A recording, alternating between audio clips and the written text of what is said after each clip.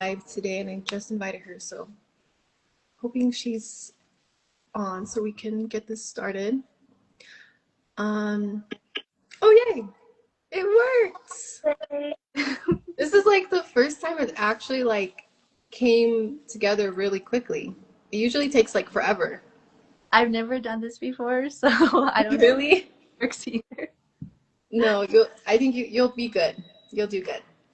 All Well, right. thank you so much for joining us. I'm so excited to just like hear more about your story, but also like have our like viewers and our the people who follow us to know more about where you come from, your story, and then like what you're doing now. So, just a background story. Me and Ruth met at the Native Woman Wellness Retreat this like 2 weekends ago. Yeah. So that's how we connected, and she was willing to join our live. And I got a chance to hear her story and was so moved by it that I think it will really move other people. So you're like the perfect guest to have on. So yeah, introduce yourself, and we'll just get into All your right. your story and your work. Sure. Guatsi hopa dushin me boraik erse yakakuchinish hano irshachono washti. Um, Hello everybody. Good to see you again, Mariah. My name is Ruth Riley. I'm from Acoma Pueblo. I am an artist. I describe myself as a multidisciplinary artist. I like drawing, painting, printmaking, and most recently beading. I'm an art educator, so in the past I've taught in middle and high school art, and now I really am in the mental health, bringing in art in, um, I guess, a non-therapeutic way, uh, Mm-hmm. just to bring community together. I'm also a person in recovery, so alcohol and drug use is a huge part of my background. Um, Mm-hmm. I am also a student, so I'm working on my master's degree at New Mexico Highlands, working on my master's in clinical social work. I hope to get into drug and alcohol counseling, and most recently, just really exploring the entrepreneurial opportunities. So I'm really happy to have crossed paths with you. Yeah, thank you so much for that. I think I kind of want to go more into just like what inspired you to not only get out of, I guess, the dark place you're in, but also like how does it inspire like the work that you do now with Okay. with your artwork, with school, all of Mhm. that. Yeah, so my journey, my experiences, and my sobriety play a direct role in everything that I do now. I never really imagined myself back in this place, to be honest, in this space, in the art space. Uh, Mm-hmm. those times that I went through really took everything away from me, as addiction does. If you are somebody that's struggling with it yourself or have a family member and have witnessed it, you see Mm-hmm. how widespread those actions really move outward and affect everyone around you. Yeah. So for myself, art was moving farther and farther away from me within my. Mm-hmm. I really worked towards becoming an art teacher, which I did for a little bit, but my addiction took that away from me also. So Mm-hmm. the things that I'm doing now still kind of surprise me because of just where I was. So I'm really happy to be 2.5 years sober today, and I really Amazing. do. I Yeah. really have been able to, I guess, get that far, not only with my sobriety, but just taking intentional steps forward Yeah. with my art. So that kind of started back when this time getting sober, because like I said, I'm I'm somebody that it took a lot of times. It took a lot of times getting back up. You know, Mm-hmm. I couldn't stop unless I was in handcuffs, getting arrested, or I was so sick that I had to go to the hospital or detox center. So Mm-hmm.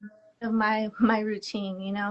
Um, So this time getting sober, I really wanted to take some intentional steps forward, and that was looking at what worked for me in the past, but also what are things that I need to do different to set myself up for success. So um, I came across a group through Najoni Counseling and Mhm. a circle that they do there. And I decided to join because during the times like we are now, when it's getting colder and getting darker and the holiday seasons, I struggle really hard with those times. It was also a time that I got arrested. I have spent Thanksgiving, in jail. Those were how far my actions really took me. Wow. Um, so this time is kind of, a hard time for me. So I had Yeah. to um, I guess, evaluate and change and make some different actions forward so I don't end up back in those places. So I decided to go to this beading class with Najoni Counseling, and it started during the winter time, and it was once a month, and it just started to create an accountability for myself and Mhm. then to not stay inside my house. And it was something new that I was learning also.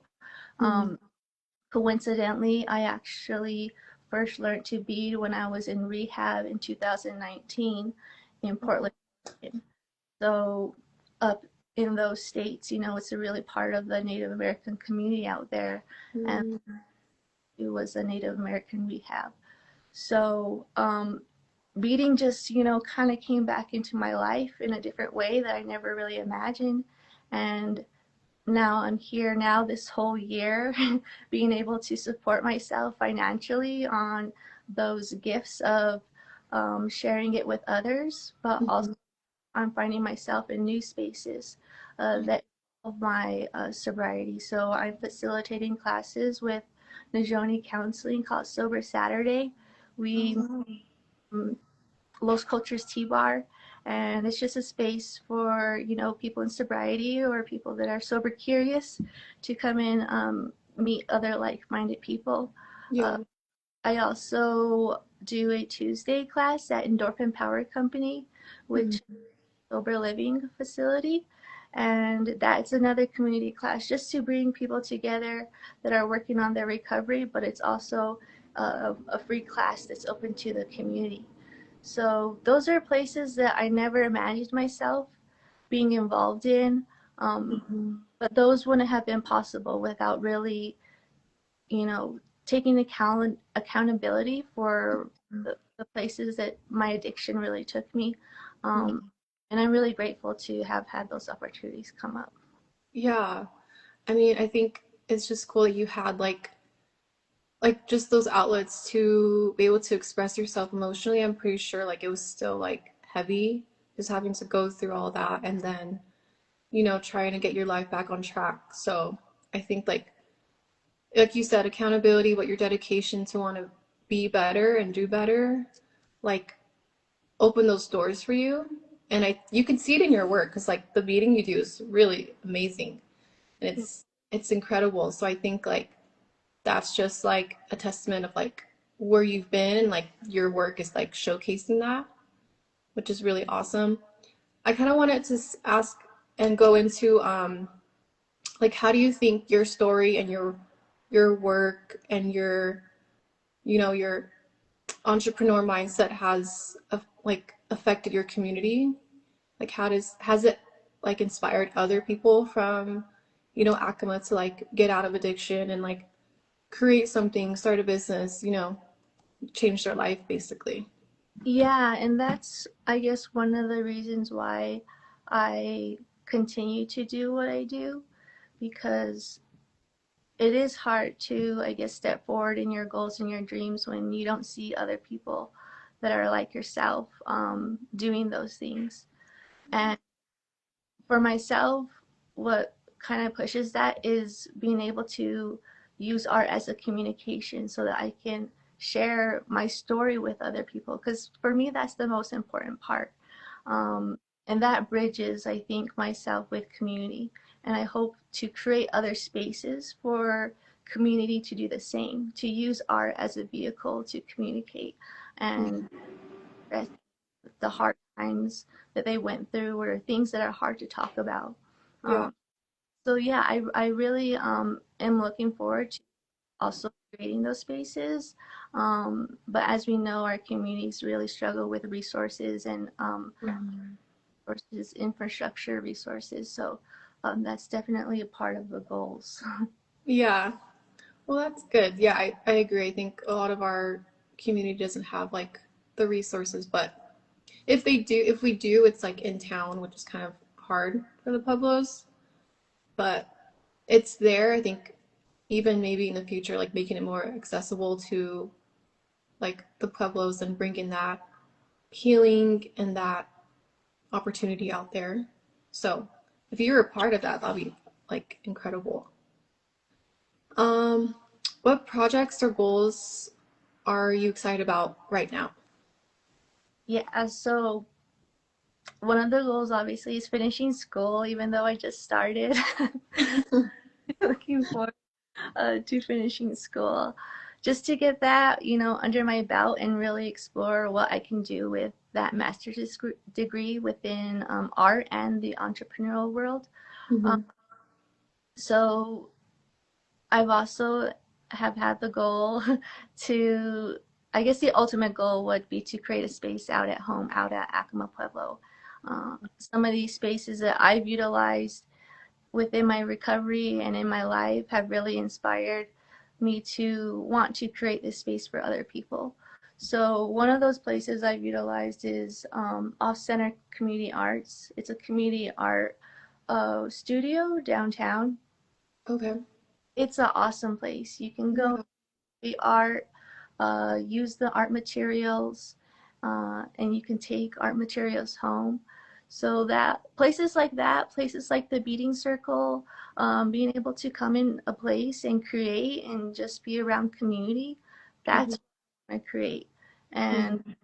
I would love to at some point in the future have a home, a space out on the Pueblo that Hmm. the community can come and utilize as a place, make art, Yeah. um, learn new things, but also continue our traditional crafts on and Yeah. pass that down, um, our future generations. So all of those things are goals, and continuing to see how I can build all of those components of me into a business, I think, has Yeah. been scary in stepping forward, but utilizing the knowledge and the resources that organizations like Native women have provided is Mhm. really helpful. Yeah. I agree. I think it's those are really good goals, and I think it's just I guess taking that first step, and starting a business is super hard. I think when we were at the wellness retreat, like we saw these women took them years to like really figure it out, and they're still figuring it out. So I think we're at a good age and a good spot to like, try something. If it doesn't work, we can try something else. But like I think the goal for you, I really love that you said like you want to have like a home where you can like facilitate something for Acoma, like anyone can come and just create. I think that's really awesome. And I think that is like so needed too. So I really do like that goal. So I think that I can see it happening and I can see it like really making a difference. Um, but our last question, what advice would you give the next generation of Native woman leaders? So I was thinking about this, and the two things that I learned in recovery, I think, are the things that were pivotal moments, but also things that I see myself in the entrepreneurial world utilizing.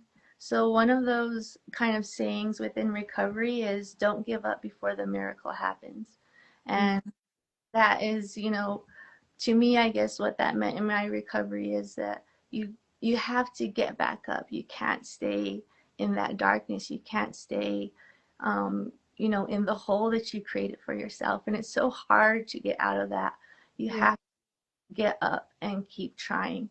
because you don't know when that next chance that you give yourself, that Mhm. doors are going to open. Those people that are meant to be in your lives are Yeah. going to themselves. Yeah. So don't give up before the miracle happens Mhm. in your personal life or if it's in your business ventures. Um, Mhm. Second thing that I would say is in my recovery, the hardest thing obviously was learning to ask for help. Mhm. Um, the courage to ask for help, even even when you know you need it. It's so hard to step Yeah. forward and make those decisions that I need a hand the decisions over and uh, Mhm. work on myself. Um, so learning to ask for help within the entrepreneurial world, I've realized there's so many resources out there. If you just ask for it, you Mhm. don't realize how many connections that other people have. And once you start to build those relationships, you kind of start to automatically expand your resources. So I think just saying your goals out loud, sharing your ideas with others, and sharing with other people what you're in need of. What do you need help with? Do you need Mhm. at your event? Do you need me to share your event on social media? Those are things that don't cost anything. So Mhm. don't give up before the miracle happens and learning to ask for help. That's so good. Thank you, Ruth.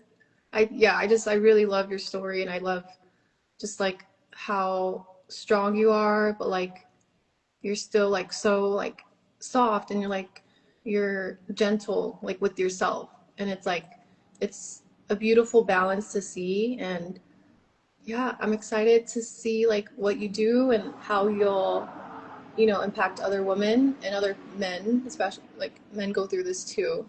Mm-hmm. But yeah, I think your story is going to really impact a lot of people in the work that you are doing as well. So Thanks. thank you. Thank you so much for joining us today and taking time out of your day. I know you're busy with school. Um, but yeah, oh, can you give us like your like where people can find you and just like your socials, Sure. contact people want to contact you? Yeah, so right now I just have Instagram, and this is the account, Ruth_Riley. Okay. I share my art.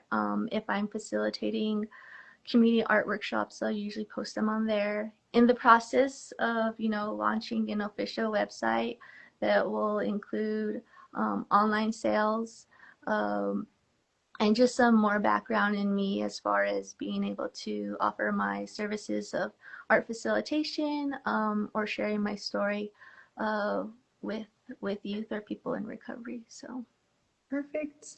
Well, I'll definitely